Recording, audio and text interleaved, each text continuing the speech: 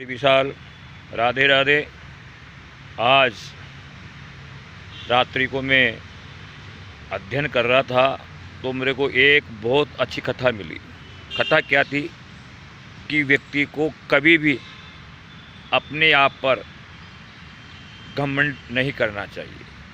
अपनी वस्तु विशेष को लेकर या अपनी शारीरिक बनावट को लेकर या किसी अन्य लोगों से विशेष पैसा ज़्यादा होने पर घमंड नहीं करना चाहिए। एक बार की घटना है, भगवान नारद जी के साथ नगर में भ्रमण करते हुए दूर जंगल में जा निकले और घूमते घूमते भगवान विष्णु कहने लगे कि हे नारद जी, मेरे से अब चला नहीं जा रहा है, मैं थक चुका हूँ और मेरे को बड़ी प्यास लगी हुई है और ये प्यास के कारण मेरा गला सूखा जा रहा है। अतः आप मेरे लिए पानी की व्यवस्था कीजिए ताकि मेरा ये जो तृष्णा है वो मिटे और मैं आपके साथ आगे बढ़ सकूं। नारद जी भगवान के मुख से ऐसी बात सुन करके बड़े विचलित हुए कि हे प्रभु, आप मेरे रहते हुए प्यासे हैं, मैं अभी तुरंत जल की व्यवस्था करता हूँ। ऐसा कह करके भगवान को एक वृक्ष की छाया में लेटा करके नारद जी पानी लेने के लिए चले जाते हैं और भगवान विष्णु ने अपनी माया को आदेश दिया कि नारद जी का भला हो, ऐसा कीजिए। माया ने तुरंत अपना काम आरंभ कर दिया और जिस दिशा में नारद जी गए उस दिशा में उन्होंने एक अच्छा सुरम्य गांव बनाया और गांव के बाहर एक पनघट बनाए जिसमें गांव की युवा स्त्रियां जल भरने के लिए आई हुई थी। उन स्त्रियों में से एक युवा बालिका भी थी जिसका विवाह नहीं हुआ था। उस बालिका को देख करके नारद जी बड़े मोहित हुए और अपने आप को खो बैठे कि मैं कौन हूँ, किस लिए आया हूँ और मेरा क्या उद्देश्य है। वह तो बस माया के मोह में आकर के उस बालिका की तरफ उनका नेत्र हट ही नहीं पा रहे थे और वो बालिका भी नारद जी को देख करके समझ गई और फटाफट जल का घड़ा भर के अपने घर की ओर प्रस्थान कर गई। और नारद जी उस बालिका का पीछा करते करते उसके घर के बाहर तक पहुंच गए।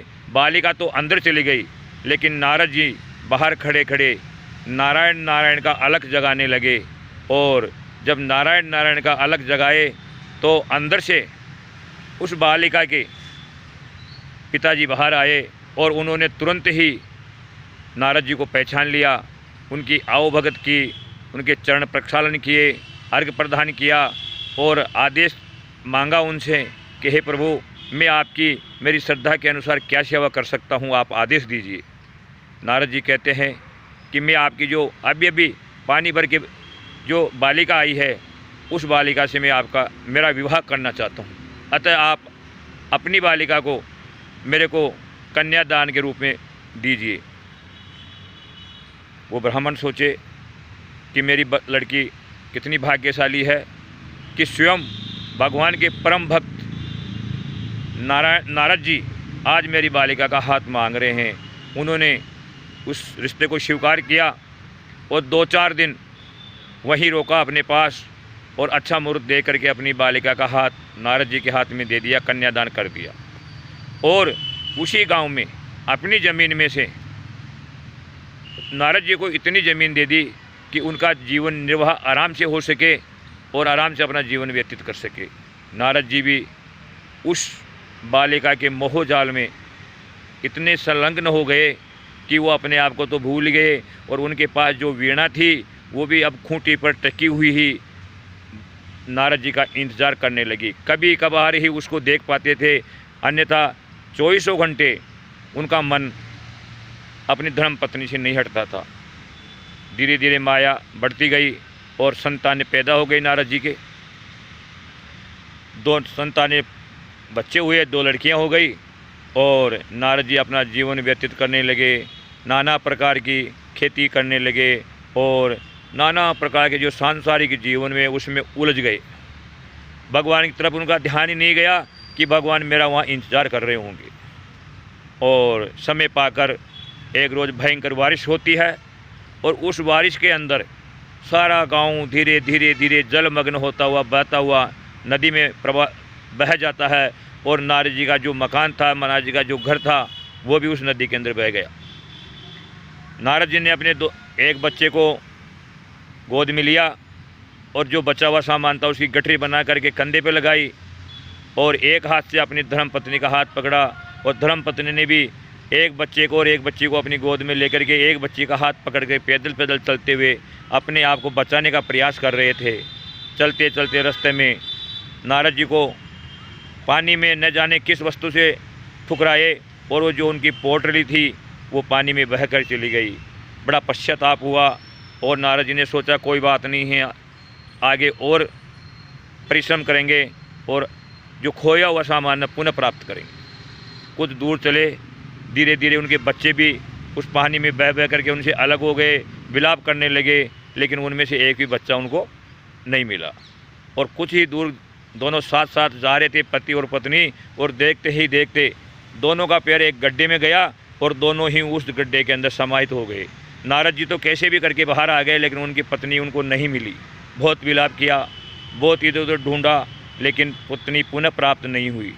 जब अति व्यग्रता के कारण और अति लालसा के कारण इधर उधर भटकने लगे तो उनको भगवान का स्मरण आया।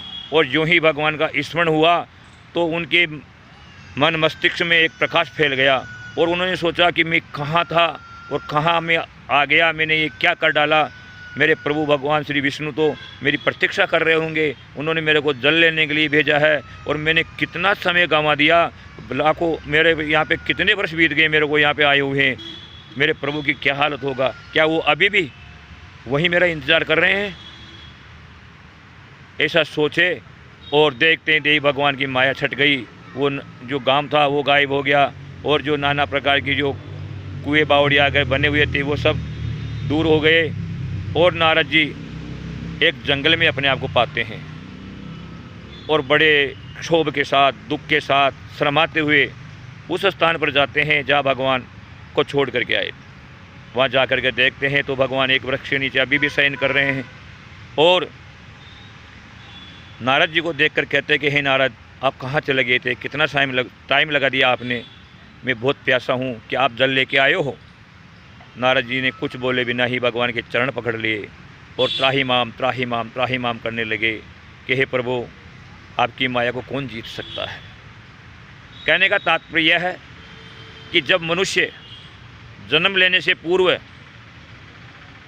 गर्भ में उत्तानपाद होता है, यानी सिर नीचे और पैर ऊपर होते हैं, तब उस गर्भ के अंदर वो भगवान से ये वादा करता रहता है कि हे प्रभु, मैं आपका निरंतर भजन करूँगा, हमेशा आपको स्मरण करता रहूँगा, संसार में जाकर आपकी भक्ति को आगे बढ़ाऊँगा। लेकिन जिस प्रकार नारद जी पानी लेने के लिए निकले थे, लेकिन भूल करके गृहस्थ आश्रम में फंस करके सब कुछ भूल चुके थे, उसी प्रकार आज मनुष्य की भी वही मनोदशा है। वो संसार में आने के बाद इस मोह माया जाल में फंस जाता है और कुछ भी उसको याद नहीं रहता है, और जब उनका मृत्यु का समय आता है तब उसको भगवान का याद आती है, लेकिन वो समय जो उनका है वो निकल चुका होता है और उसके बाद में पछतावे के अलावा उसके पास कुछ नहीं बचता है। अतः प्रत्येक प्राणी को, प्रत्येक मनुष्य को जो 4 आश्रम बनाए गए हैं, उनमें से जो अंतिम आश्रम है वृद्धावस्था से पहले वानप्रस्थ, उसका ज़रूर याद रखना चाहिए और ज़्यादा से ज़्यादा भगवान का भजन करते हुए भगवान का स्मरण करना चाहिए, ताकि आप भगवान के सामने जब जाओ तो कम से कम उनके सामने खड़े होने लायक तो बनो। उनके सामने जा कर के आप कुछ बोल नहीं सको, लेकिन खड़े होने लायक तो बनो। भगवान का स्मरण आपको करना चाहिए, इस मोह माया के जाल से दूर रहना चाहिए, तभी आप अपना कल्याण कर सकते हो, उद्धार कर सकते हो। अन्यथा जिस प्रकार नारद जी की बनाई हुई संतानें वगैरह एक एक करके नष्ट हो गई, उसी प्रकार ये संसार नश्वर है। आप कितना ही कुछ बना लो, वो सब एक दिन मिट जाएगा, आपके किसी काम नहीं आने वाला है। आपके ना काम आने वाला है केवल भगवान स्मरण, भगवान का नाम संकीर्तन ही आपको काम आने वाला है। जय राधे गोविंद, जय बद्री विशाल।